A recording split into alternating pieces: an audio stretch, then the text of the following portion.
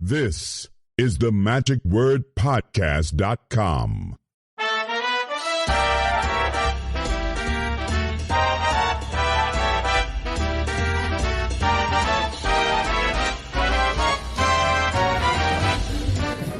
We are now beginning the third and final day of Magic at the Beach, and it has been just a lot of fun. Everything's pretty compact. Again, all being in the theater here, that is all the contests, close-up stage and everything, as well as the lectures, the evening shows, etc., with just the dealers that are across the way over at the Dave & Buster's that we've talked about a little bit.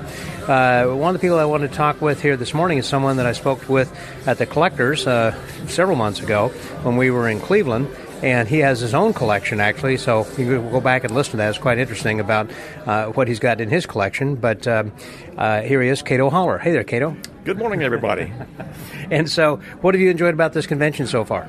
I have no problems at all. This has been a wonderful convention. I've been to the two previous ones, and I was just so pleased that Dave took the steer by the horns and coordinated another one. This has just been an exceptional convention this year. What do you think about the venue that they've got here? I think it's great. Where did they hold it before? Where did they used to have the convention?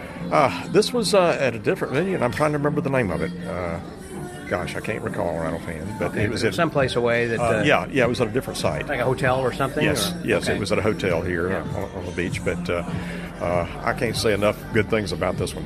Yeah, this is really nice, I think, and the people are really great. Now, you are, I want to say in Virginia. Where are you, though? We're in western North Carolina. Oh, North Carolina. Marion. It's about 32 miles east of Asheville. Okay. We're up in the mountains. I remember we talked about Asheville then last time. And for those people who may not have listened to the Collectors Convention reports over there, tell us a little bit about your collection. Well, I've been collecting magic for a number of years now. I enjoy magic history and magic collectibles. And we have our own little in-house theater, and our collections are on display there. And I think I said at the last podcast, we love having visiting magicians in to take a tour of our place. We actually have a cave beneath the house, so we take cave tours as well. Yeah. And we just have a great time there. Well, that was what your wife was saying. You know, Cato, tell them more about this. You know, that cave is amazing. Right. And we collect all sorts of apparatus and illusions. But you specialize in one thing, don't you? Is there something I was thinking that you had? I like small metal apparatus, fire globes and that sort of thing. And obedient balls, I enjoy that type of apparatus. Now, from here, you would be what, about 2 hours drive, I guess, from... It's a little further from the beach here. It's more like 4 hours. Oh, okay. Yeah. All right. And I assume you drove down, you didn't fly? We did. We drove, and we actually have a son here. Oliver has a residence here at Myrtle Beach. So is he out of college, or is he working? Yeah. He's an adult now, and he has a DeLorean time machine. In fact, he operates the time machine at various functions and raises money for the Michael J. Fox Foundation for Parkinson's research. So he brings that car around to different functions, and then they collect money. He just got back from an event that he sponsored out in California. Wow. It was a Back to the Future Part 3 reunion sort of thing in Northern California. So has he ever met Michael J. Fox and some of the guys, and Christopher Lloyd? Yes, he knows all of them. And Michael J. has complimented him on, he's raised close to $1 million for research. Mm-hmm. Just showing his time machine. Wow. So what does your son do then? I mean, it sounds like that he's an artist. Yeah. Okay. Mm-hmm. Yeah, he's an independent contractor, and he's worked for Disney and the MGM and various other... So does he actually drive the car around? He was driving it. We asked him why he didn't tow it. He said that half the fun is driving the time machine. Yeah. So he gets a kick out of that. I think it would be kind of fun. You know, they got the flux capacitor there and everything. Oh, yeah. Absolutely, yeah. Because I have a friend who has a DeLorean. Trixie Bond's husband, Mark Axford, has one. And he gets it out each week, and he'll kind of blow the cobs out of it, you know, if it leaves it in the garage.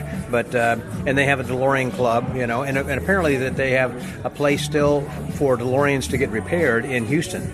So a lot of times you'll see DeLoreans around town, which it's like out of the past. It's amazing. Yeah. He just recently had some work done on his car in Seattle, I think, after the last convention. So he's got a couple of places across the country that he visits routinely to have maintenance work done. Yeah.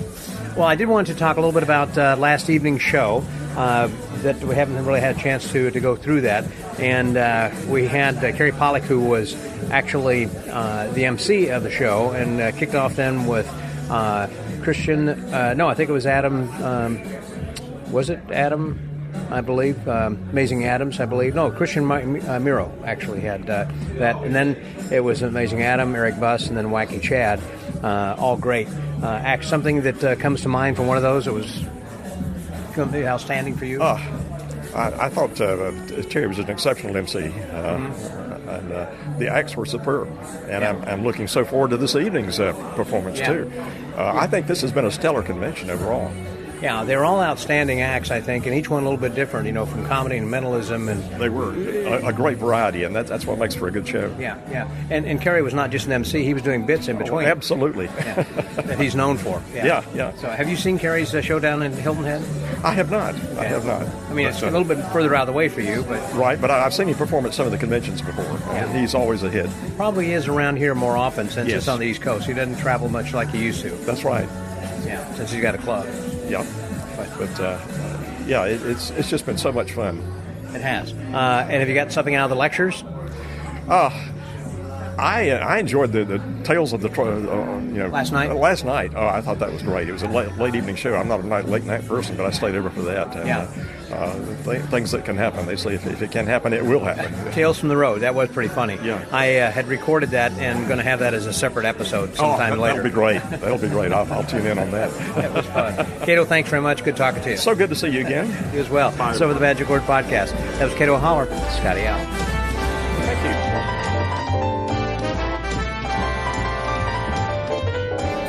We have talked a little bit yesterday with some of the contestants, and I'm here with another contestant who was not only on the stage yesterday, but in close-up again here today, Ray Hardy. Hey there, Ray. Hi.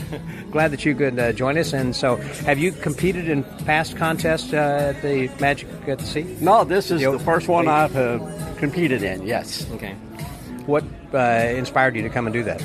Well, I just wanted to get some feedback from the volunteers and well as the judges and see what I can improve in my act, and I've got some good feedback.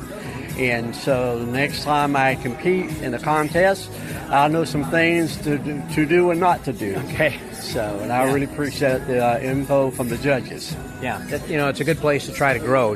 You belong to a local club? I do, here in Myrtle Beach, yes. And do you perform then during the club meetings? I do. Every meeting I'll do something. That's great. I always encourage people, number one, to belong to a club. Number two is to attend the meetings. And then number three, to perform as often as you can, because that's where you're going to be getting some of your best feedback from your friends who are going to be honest with you. Right. Fully agree, yes. Yeah. So I'm glad they encourage you to finally, get into do this. What kind of work do you normally do? What kind of shows do you do?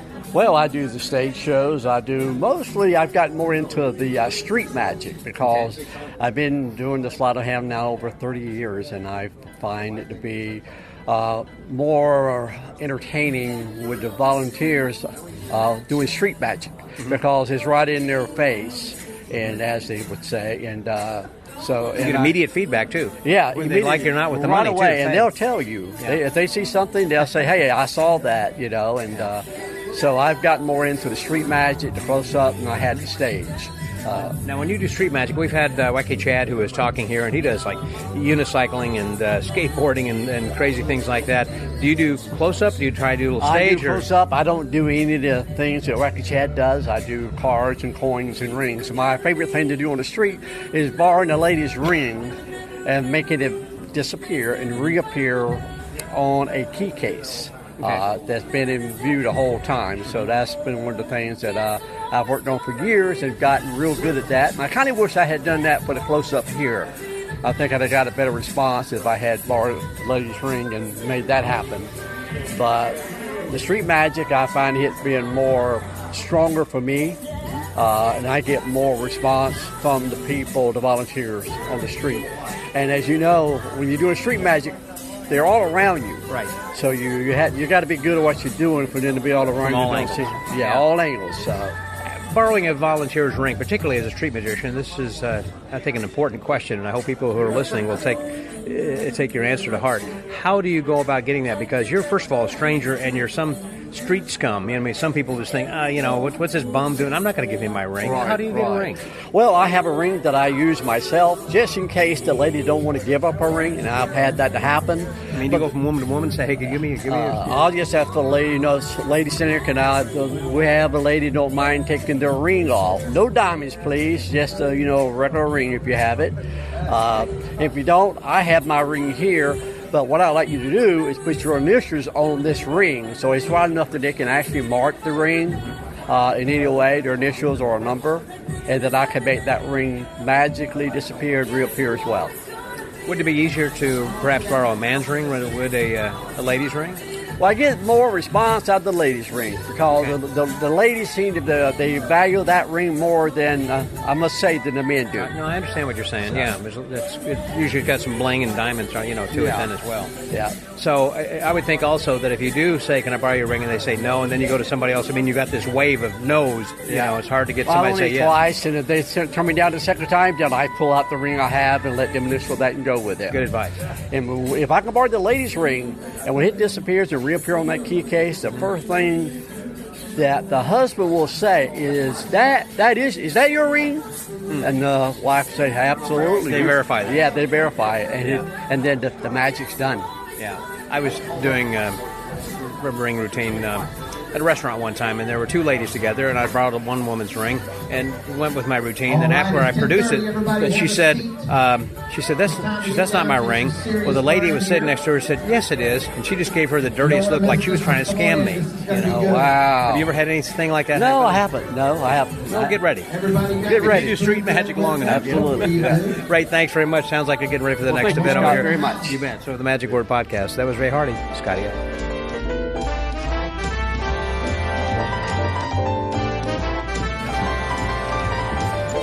We just finished the lecture with, I started to say Chappie Brazil, but actually it was, of course, Charles Bach talking about Chappie Brazil's watch seal and how he had taken this into new heights then again, and just really awesome, and gave a lot of really important tips. And if you haven't tried a watch seal, you should. And also, I have seen the video that he is selling. It's available, I think, for most dealers, and it is a DVD rather than a download. If you get a chance, I would highly recommend that, because it's got a lot of really great tips and things on there. But one of the people that I would like to visit with here then right now is someone who's a past international president. He's a PIP of the International Brotherhood of Magicians. Here he is, Bill Wells. Hey, Bill. Hi, how you doing, Scott? Fantastic. So you've been involved for a very long time, and you were president. When were you at International? From 83 to 84. 83 to 84. And still been continuing to be involved with magic, because I remember years ago that you and Pete Byro, of course, worked with Joe Stevens back in the day of the Las Vegas seminars.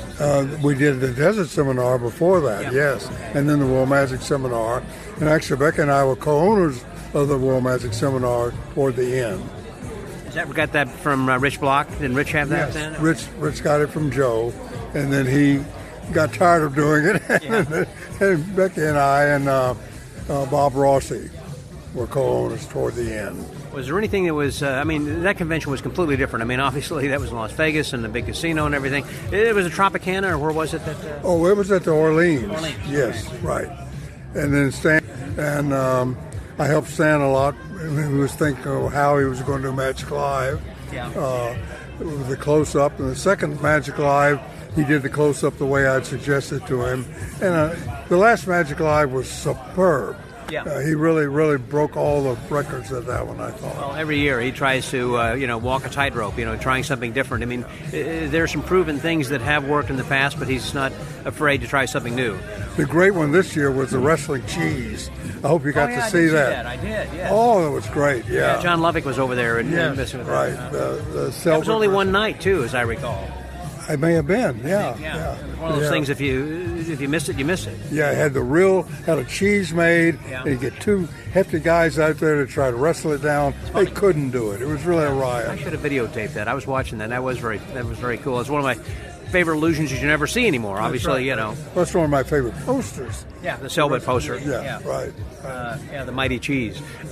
So when you were doing that then also, back then, of course, we had large attendance. I mean, attendance in conventions in general have gone down. Do you remember about how many people had attended back then? Oh, we were getting around 900 people at the best ones, Yeah, I remember one of the Desert Magic seminars, the most memorable to me was the one that had Vernon giving a lecture, and then Slidini and Ricky Jay, and then we all went to Siegfried and Roy's house, and they were having something then also for, I've forgotten what the gentleman's name was, who was a dealer.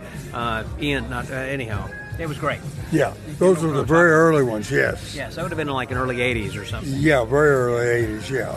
And they always had a lot of fun things, as I recall about that. You know, you'd have like hat night, and everybody... Costume parties. Yeah, well, they were great. But in a way, I guess Stan has kind of continued on a little bit, with Magic Life, where he's had like on the Sunday night some sort of theme party. Yeah, right. Yeah, people really got into that. I mean, Beetlejuice and elaborate costumes. Yeah. It was great. I remember Jay Marshall was a bunny. That's right, a big bunny. Yeah. He was his own lefty, I guess. That's right, yes. He was his own lefty. That's right, had a little Jay Marshall in the left hand.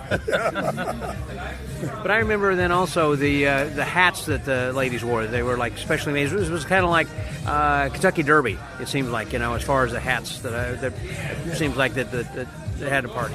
Yeah, that Martha Stevens would. There was a '50s party too once. The theme, yeah. Yeah, a lot of fun. Do you remember any particular thing that was either difficult to work with or something that was a challenge that you got over that comes to mind? The challenge every year was meeting with Siegfried and Roy, who sponsored it. Yeah. Siegfried loved it, but Roy always had something that had to be fixed. Oh, is that Roy, right? Oh, yeah, Roy was very stern. And Joe and I and the other directors would go up to the dressing room and have to listen to Roy lecturing us. I remember the one year that a German contestant didn't win the People's Choice. Okay. So that's when they created the Siegfried and Roy Award. The Lion Award? Well, no, that was after the Lion. Okay. This was a Sarmoti Award. Sarmoti Award, okay. Right. And the Germans won it almost every year. Were they judges? No. Well, they were their own judges. They were the only judges. Yeah, it's kind of like, okay, this is my buddy. He could... That's right, yeah.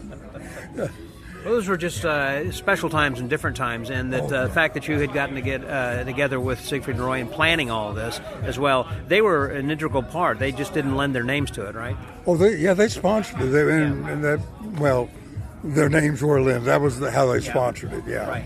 Yeah. And so everybody wanted to come and compete, I know, for the award, and that was the big deal. Yeah, the seminars were great. And you're right, we tried different things. Becky organized the teen weekend. And a lot of like Jessica Jane and Alex Ramon were kids that attended the teen weekend at the seminar. And a lot of them got, she still calls them her kids.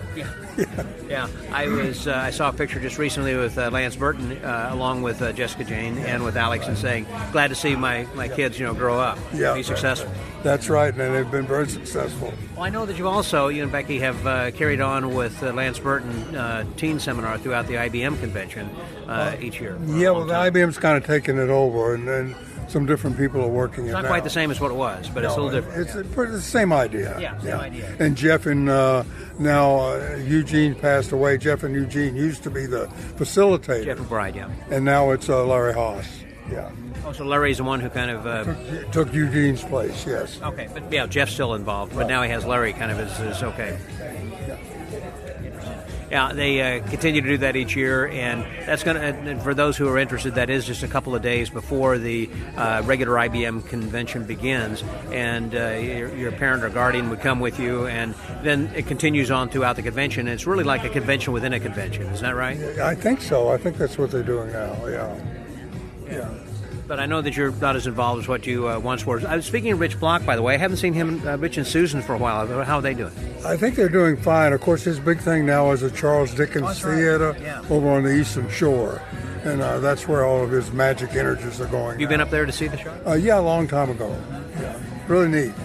Yeah. There have been a proliferation, it seems like, of late, of a lot of magic venues, like Chicago Magic Lounge, House of Cards, Smoke and Mirrors, and his Dickens Theater, and some other places. Liberty Theater, I think, is another one that's out that way. Yeah. I think in the East Coast someplace. I'm not sure where that is. I've heard of that, though. Yeah.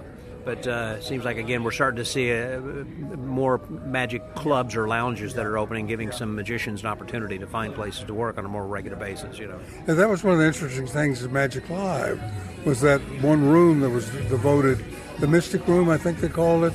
There was the Mystique Room, the Mystique Lounge. Room, yes. Yeah, which was based upon the Mystique restaurant. Yeah, same thing, same idea. Really neat, yeah. It's good. That's right, I'd forgotten about that and that was pretty cool. Everybody came in, you got a special coin, and you got a deck of cards, That's right, yep. First class. Talked to Bob Sheets, who's very much involved in that. Oh, I didn't know Bob was involved. Yeah, he's one of their resident magicians, I guess they call them. Now they have 2 Mystiques, don't they? Have one in California, another one in Utah, or 4 of them, you say then? Okay. Yeah. Huh. There are multiple locations. Bob kind of rotates among all those, or is he involved? Yes, I think he does. Right. Okay. Yeah. I remember many years ago when it had opened that Jonathan Pendragon was talking about, going and working there. Not with his big show, but he was doing, mentalism and stuff. So I know they have all kinds of acts that come through. Yeah, that's right. Yeah. Never been to one. We'll have to go to one. Try that. Yep, myself. That's one place I have not yet visited as well. So what's your next convention that you're thinking about going to? Oh, I'm thinking about Tricks in Charlotte. I'll see you there. Scott Robinson. I'll be there. Yeah, that's always a nice little convention. Yeah. A lot of fun and good sessioning and everything, and it involves a lot of close up, obviously, of what it is. And Scott Robinson's been doing this for a long number of years. I think this is like number 13 or something, maybe. Yeah, I think it is. Right, it's been going on quite a while now. Yeah. Yeah, I actually won a golden ticket last year, so I get a free one. Oh, my God, that's great. Well, how many conventions have you been to this year? Well, that will be my 12th. 12? That's pretty good. You need a golden ticket. That's right. After a while, it's kind of like, help me out a little bit here, guys. Which is now be a good time, by the way, to kind of pitch this. So for those of you who are listening, and if you're not a friend of the Magic Word, consider donating or pledging, that you can go to patreon.com, and there you can find some information about the Magic Word podcast, and there's a way that you can help us, and there are a lot of perks you can get then as well. But obviously, we are providing these convention reports to you free of charge to you, but it's really the friends of the Magic Word are the ones who give monthly donations, or if you give this regular... Oh, mercy. If you give they're getting ready for the next show, I think, over here. Or if you have a regular donation or something that, your support certainly helps, because we have a lot of domain charges and hardware, software, and all that kind of issues. So anyhow, thank you guys very much for your financial support. So anyhow, I appreciate you talking, Bill. I haven't seen you then for a while. And so it's great to see you. Yeah. It's over the Magic Word Podcast. That was Bill Wells. This is Scotty out.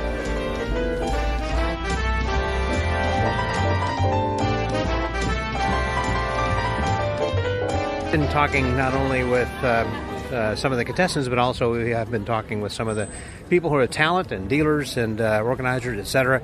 And I got with me now the person who emceed last night's show, Kerry Pollock. Hi there, Kerry. Howdy. How are you? Fantastic. It was a fun thing that you did, because rather than doing one long act, you were doing like a bunch of different acts in between as the MC.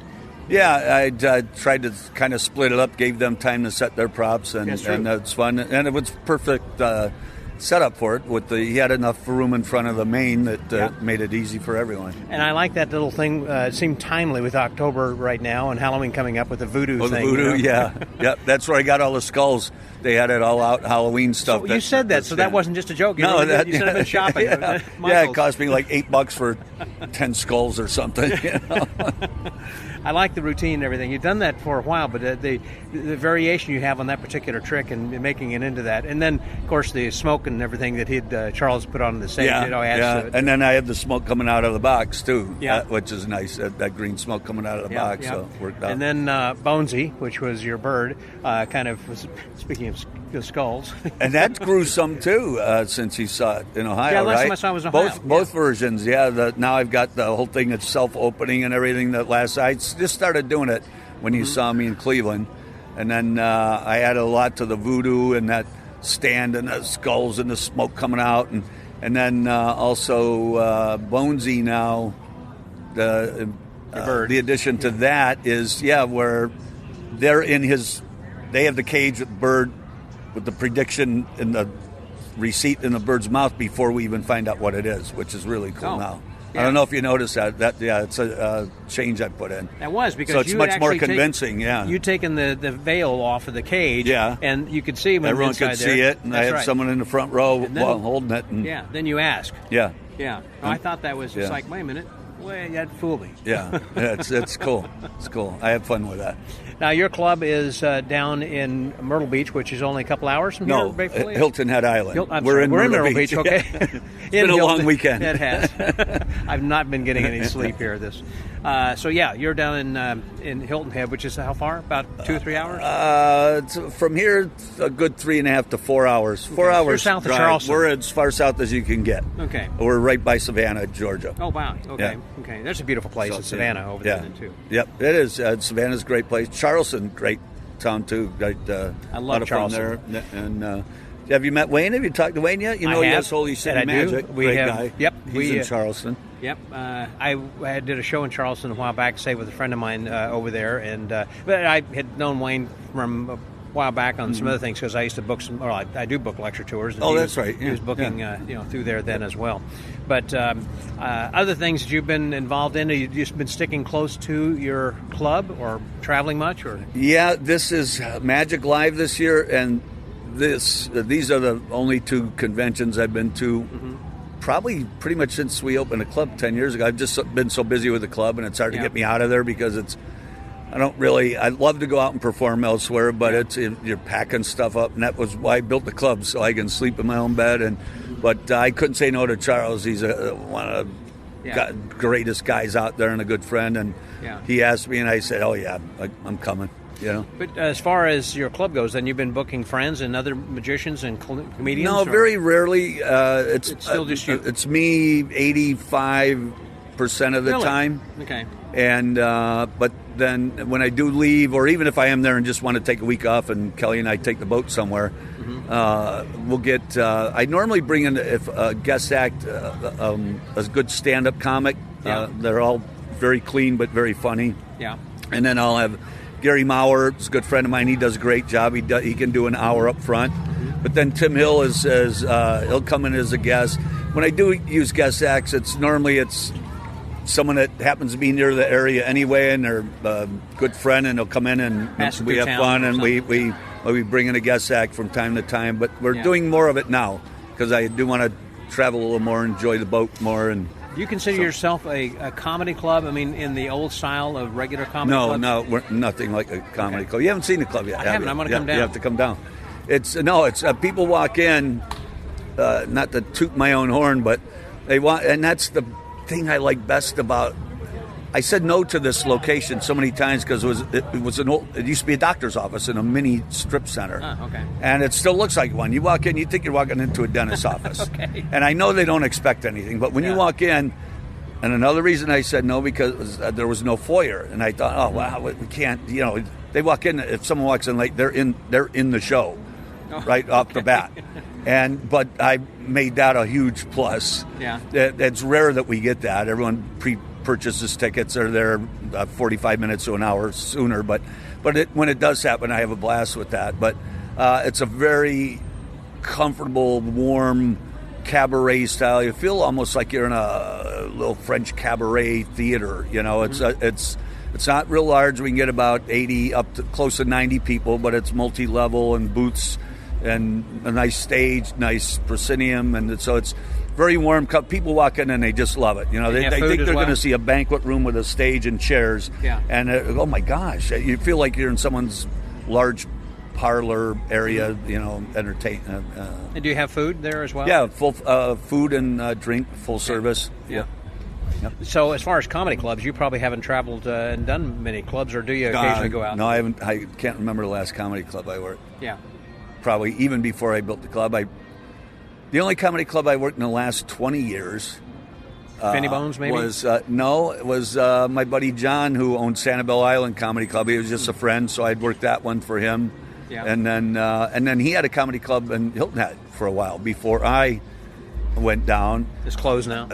It closed, and that's why I went there, because I had worked that enough. I had a good following there already, and it was a perfect place. It was a huge resort island.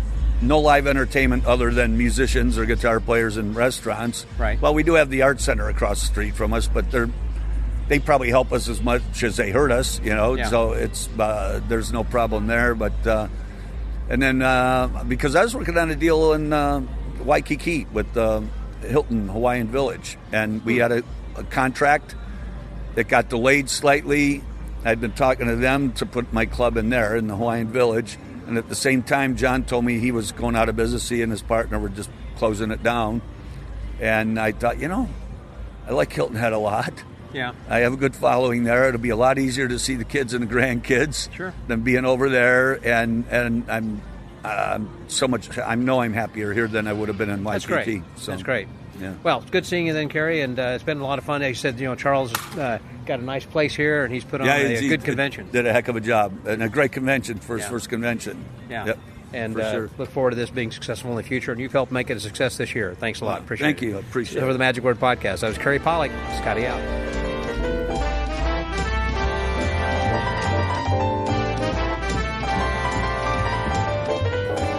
Continuing on with other performers, I happen to run into somebody else who is a perennial favorite of everybody, particularly card magicians, because cards are not inherently funny, but this guy makes them hilarious. Steve Beam. Hey, Steve. Hi, Scott. How are you? Fantastic. And you're always like the honorary guest of honor at Tricks Convention every year, it seems like. Well, I think I'm the mouth. And I work cheap, so Scott keeps getting me back. The mouth from the South. The mouth from the South. An old friend of Scott's, and he's been generous in giving me a platform. Yeah, that's very nice. And, of course, the Tricks Convention is going to be coming up. If you haven't been over, or you need to pick up one more item, you got to. I'll be going to a Tricks Convention as well. There's going to be my last one for the year. It's been a long year of conventions, but that's always a lot of fun. And were you a member of was it a Slight Club? No, I've never been a member of the Slight Club. I'm too tall. Actually, it's only for short people. It's basically a club arranged for short magicians. Because the angles are different. I think they're more favorable for short magicians. Yeah. Yeah, and you don't have to sit if you're doing close-up magic. It's great. Sit, people can look down on it. So no, I'm too tall. So never been a member. And it's from Charlotte. It's a Charlotte thing.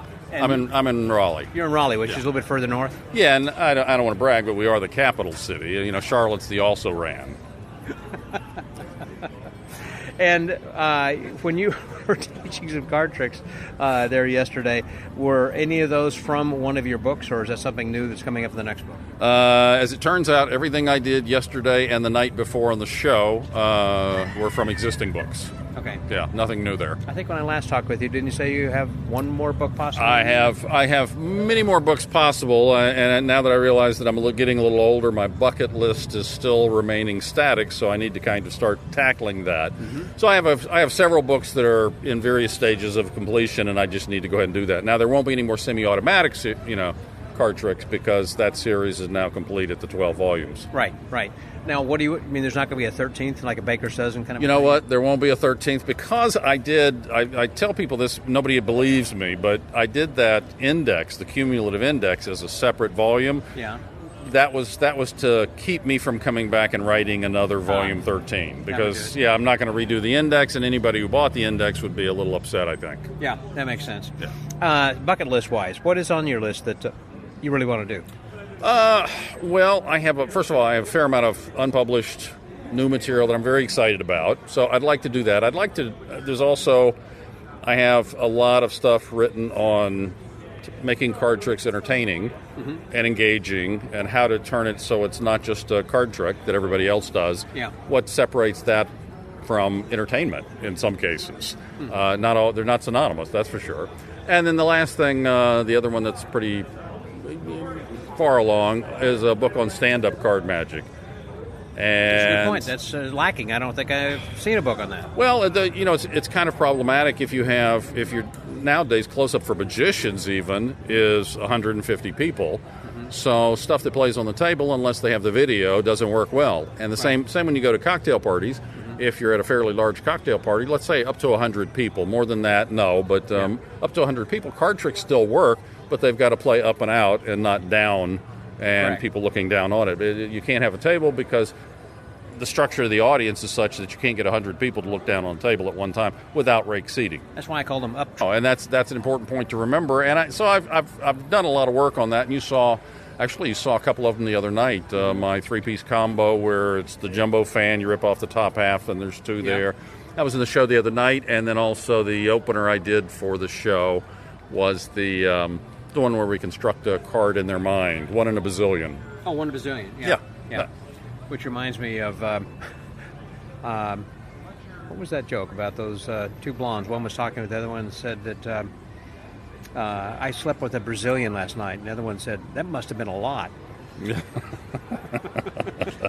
I'm going to leave that one alone. When I was talking about only because you've got a microphone, I might add. Well, when I was talking about bucket lists, I just got back from Germany. One of my bucket list things, one of the last things on my bucket list was to go to Oktoberfest, which I just did. Yeah. So have you got some things like that you want to do? Not so much. No, I've traveled my entire career. I always made time to travel and to go do. I mean, I an took accountant's always in in. town. I always thought you were kind of tied to your office. But I haven't been an accountant in 35 years. I was a CEO for the last part of my career, and then now I've been retired for 10 years. Mm-hmm. So no, I actually I talk about Oktoberfest. I've performed in the Christ and Munch Theater in Munich, and that's Dennis Baer's theater. Right. And so, I mean, you can pretty much, if you name the city, I can tell you, if I've been there, I can tell you what I've done there that would be on my bucket list had I not done it already. Yeah. Okay. And so, no, if it weren't for the stuff that's unpublished that I've still got, You're ready to die. I could go ahead and die, yeah. I can do that any moment now. In fact, there was a time on stage when I was, questioning Very whether close. that was that evening, yeah. So, Well, some might say that you have several times. yeah, that they would, but where are they now? I'm not saying they're dead. I'm just saying they're not going to speak around. any further. Yeah, exactly. Yeah. Nobody's seen them in a while. Keep that in mind. I will. So, what else have you got planned as far as far? I mean, you can talk about the bucket list on the books and everything, but anything else like next year? Have you been to FISM before, by the way? Oh yeah, I've been to 2 FISMs. The one in Torino, and then of course I just got back. Torino's from, one's coming up. I mean, the one that was over in. Excuse me. Rimini. Yes, yeah. I went to the Rimini FISM. That was my first. Mm-hmm. And then I went to the one in Canada. That was great, except that I got COVID on the way up there and spent the entire convention in the bed. That's why I didn't in see the you, I hotel guess. room. Yeah, exactly. No fun. No, not at all. It was the most expensive trip to nowhere I've ever taken, Oh, man. Fortunately, I had a friend with me. He brought COVID with him. That was great. Mm-hmm. Gave it to me, and then so we basically showed each other card tricks for a week. Yeah. Except for, I think, Tuesday and Wednesday, in which case we couldn't get out of bed. So, out of our beds, plural. Yeah, I was going to say. Just to clarify. Yeah. Yeah. This was not a fun trip for that. In many ways. Right. But you got to be friends. True. Very close friends, as it turns out, yes. Well, have you been enjoying this convention, by the way? It's a great convention. I think what Charles Bach has done with Dave Tanner and Jerry, I think they've just done a great job of punching all the buttons. I mean, they've got the stage performers, comedy. I mean, they got a stage show, a comedy show, an illusion show tonight. They did a close-up show. They brought in card guys. I mean, everything but mentalism, and it doesn't get any better than that, That was not a complaint. Plus, also the Houdini collection, which you don't see. Oh yeah. Well, you're upstairs, and there's all the the straitjacket, the locks, the picks, the paperwork, the ephemera, everything. Dave's collected just a tremendous amount of stuff.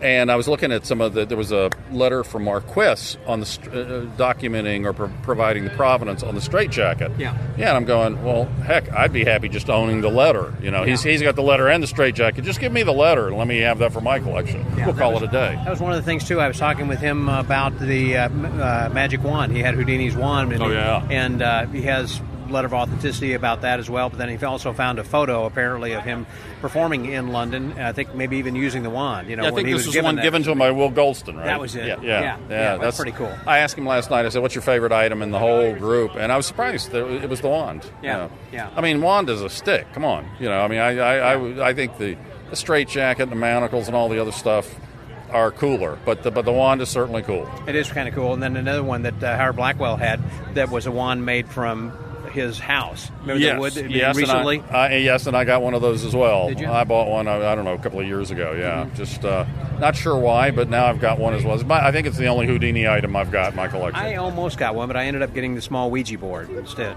Oh, yeah. Well, made out of that wood. If you almost got one, we can talk about it, I was so close. Yeah, well, we can fix that. Well, and I know a guy who has one. It's you. Yeah, exactly. Why should I buy one when I know a guy? Well, there you go. Just invite him to my house, and I'll give him a tour, yeah. All right. Thanks for your time. Appreciate it. Anytime, Scotty. Take care. Magic Word Podcast. I was Steve Beam. Scotty Hill.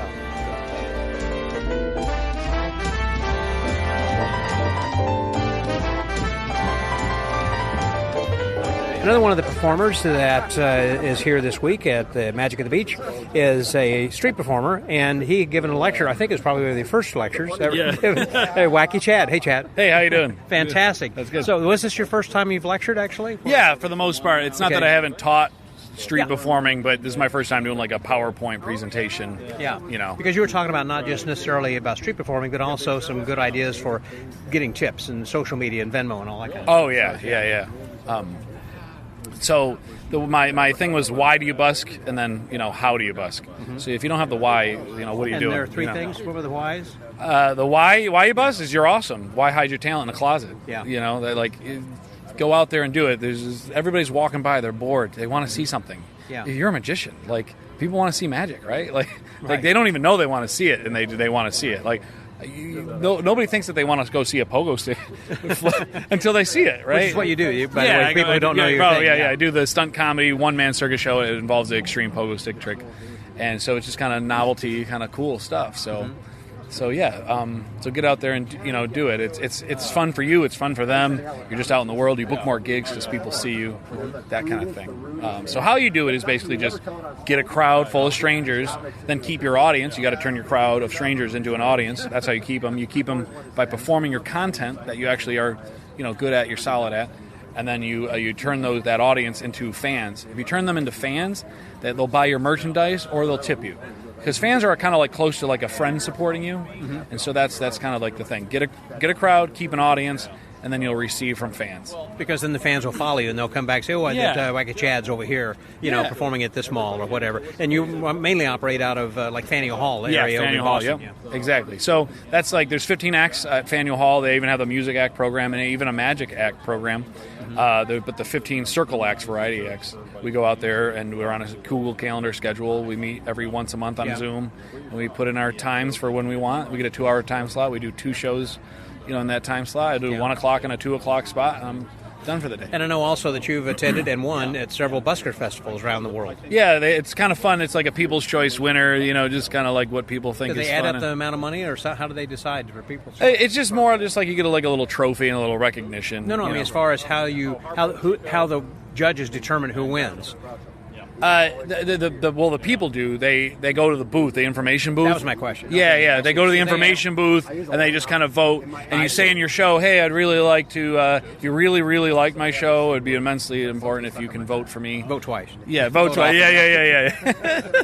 You can do that in Georgia. Sorry. So, what do you think of this convention? You've probably not been to this event before, have you? I have not been to this convention. However, Charles Bach invited me to do his 4 o'clock time slot, to do like my full stunt comedy show. So I was here last year doing it, trying to get people into the theater, pre-ticket sales, not the way I do it, just passerbys, right? Yeah. So that was kind of a change. Yeah. So like Facebook ads, Google ads, kind of learning that dynamic of how to get people out, digitally, throughout the web and stuff, advertising your show. So I found out about this magic convention through Charles Bach, and he invited me to do a lecture. Like, hey, you should do a lecture on busking, because I think that street performing, or even just performing outside on the street, even if it's a fair or festival, even if it's not like for tips, there is some elements to be said about like when you're at a fair and you try to get a crowd kind of show. Yeah. If you're in that kind of gig, that there is elements to be said about like how do you get a crowd to like you, because fairs or festivals aren't going to hire a magician back if they can't keep a crowd or get a crowd. And the audience will be completely brutally honest by walking away, and that'll eat at your soul for a little bit, but they'll tell you the honest truth of what they really think about you, because other people might be like, oh, you're good, but you're probably mediocre, right. And they're just telling you that because they don't want to. Right, yeah, a lot of people kind of, oh, this is, that, so it's like, okay, I'm not performing for magicians, I'm performing for people, so what do the audience want to see? It's a little bit of your own taste too. You don't want to like lose your soul or your voice. You do want to kind of have like what you think is fun or funny and this and that too. Kind of make them like it. Right. but right. I don't know. But yeah, it does. I do think it helps your skill to go from the theater shows to the inside. So I've kind of almost done the reverse though, where I've learned how to street perform, where I can do bad shows, I can do good shows, I can do all that kind of stuff. You get a lot of experience, flight time. So coming to this theater show was like, I know how to like win over my audience. No problems. It doesn't matter if it was 7 people, poorly advertised, or it's a nice day for the beach and I have a 4 o'clock time slot. Or if it was like I had the day off that Charles had, he had the 7 o'clock time, but he would have the Monday off. So 7 o'clock was like, okay. Yeah. So then I have like a good 70 people watch my show, and that was like, okay. When I had people here, it was, and at this magic convention, I was able to do a 15-minute spot with all the variety acts that were here. Right. And I felt I did a really good job because the room was full, and you can just tell it was like, finally I'm doing this theater with almost a sold-out crowd. Getting some and recognition. it felt really, really good. So I was like, I'm not messing this up. I'm going to do a good job. I even thanked the audience for laughing at a joke that was kind of not working.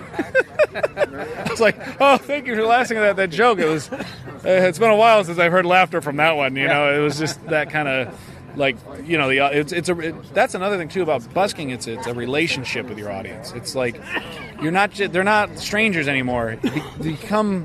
You're connecting with people. So you kind of almost want to be like, oh, I want to add you on Facebook. I want to be your friend. I want to follow you on Instagram. You kind of really get to know people in that sense. And who doesn't like laughing? Yep. Who doesn't like cool things like magic? That's where you really start to get the fans also converted to fans. Because you're in the entertainment. It doesn't matter where you are in the world. Even I've been to 25 different countries. Laughter is unanimous. Magic's almost unanimous. And it's kind of like a language in itself of universal. Just like people having a good time, and that's kind of what life's all about, is just having a good time. Good philosophy. So go out there and make the world laugh. Show them your talents. Don't hide in the closet. Whether it's street performing or booking the next gig, get out there and do, because sometimes we find ourselves just kind of searching for the next gig. That's right. Obviously do that, but do that so that way you can get outside. Can't get outside, go out and busk. Go busking. Yes, yeah. That's right. It's great advice. Good. Thanks very much, Chad. I appreciate it. So the Magic Word Podcast. That was Wacky Chad. Scotty out.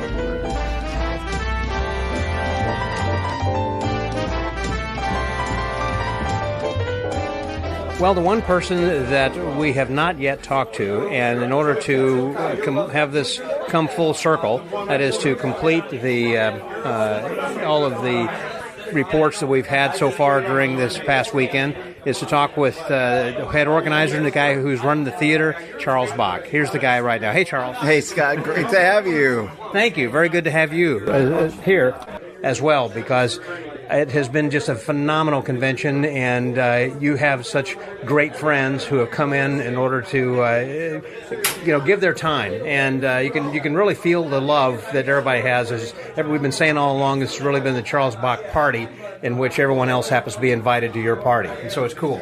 It's been an amazing time.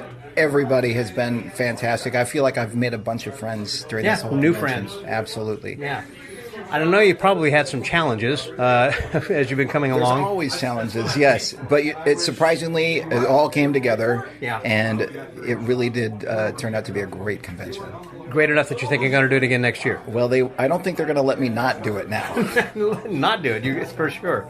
When the response that you were saying, should we do it again next year, it was universal, that acclaim, and everybody wants to do it again. I think so, and I'm ready to do it again. I might ask for a little more help, though. Yeah, because you kind of seem like just a one-man band. If it wasn't for Jerry Thompson and, Dave Tanner and a few other people who were helping. But it would really be, it would be challenging. So I'm glad I have a team. I'd like to expand that team, and I'll throw them a free registration for helping out.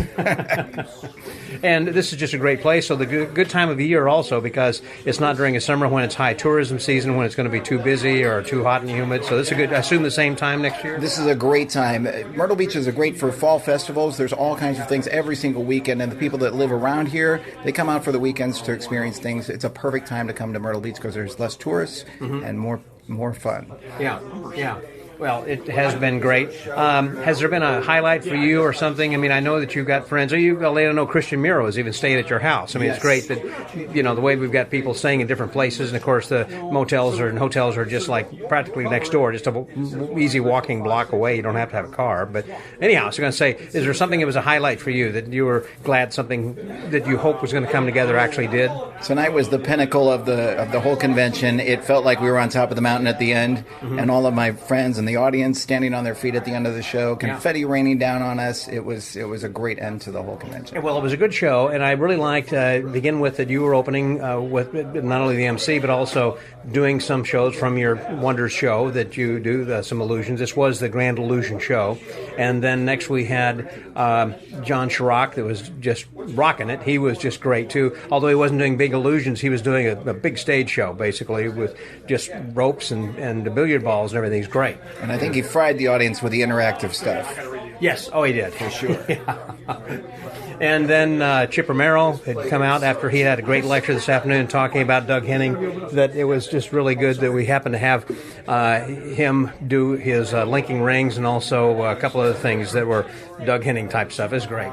Absolutely amazing. I love Doug Henning, and to see Chip perform those pieces, it brings tears to my eyes and makes my heart flutter. Yeah. And then Alexandra, I had not seen her all weekend. I'm assuming, is she Greg Fruin's wife? Or No, that's not Greg Fruin's wife. Alana is his wife, but he's been working with Alexandra for many, many years at his theater. She's been, I think, almost 16 years. She was about 18 years old when she started. So all these years they've been working together. They're a great team. And now she's performing some magic as well. She's going to be on Penn and Teller Fool Us this season. Okay. And that starts running at the late October. And you'll definitely see how she did on that show. Some more on her. That's right. And then, of course, closed out with Greg Fruin. So he must have hauled a lot of those illusions down. He just didn't borrow yours, I guess. He borrowed one of my illusions that he happened to build. Is that a spiker? The light spiker he built. Yeah, he built that for me. And then he brought the other ones down. That was great. So Alexandra was his assistant that he'd been working with years, and so that way that she also complimented the show. It was great because I hadn't seen her, over the weekend, and I thought, well, who is she? She's on the bill, but maybe she didn't show up, and that was a last-minute change or something. So it was cool, and she did a great job. She's fantastic. Yeah, really. That card trick she did in the mouth fooled me. I think that fooled a lot of people. Most definitely. Yeah, very well done. Altogether, again, you're satisfied, and I can see why. Oh, totally satisfied. I love my friends, and I'm so grateful that they were a part of this. Absolutely. And now you're kind of anxious to sleep for a week? I will sleep, but not until after my matinee show tomorrow. Oh, that's right. That's right. Sunday afternoon matinee. What is it? Just on weekends you have the show, or are you a weeknight? Sundays we have a matinee. There are some. So there's a lot of retirees. There's 90 golf courses here, so there's a lot of retirees here, and some of them don't drive at night. Yeah. So we actually do one matinee show a week just for them. Okay, but then during the week nights? 7 o'clock shows. Okay. 7 o'clock so shows. Really no rest for the wicked, it sounds like. Nope, not at all.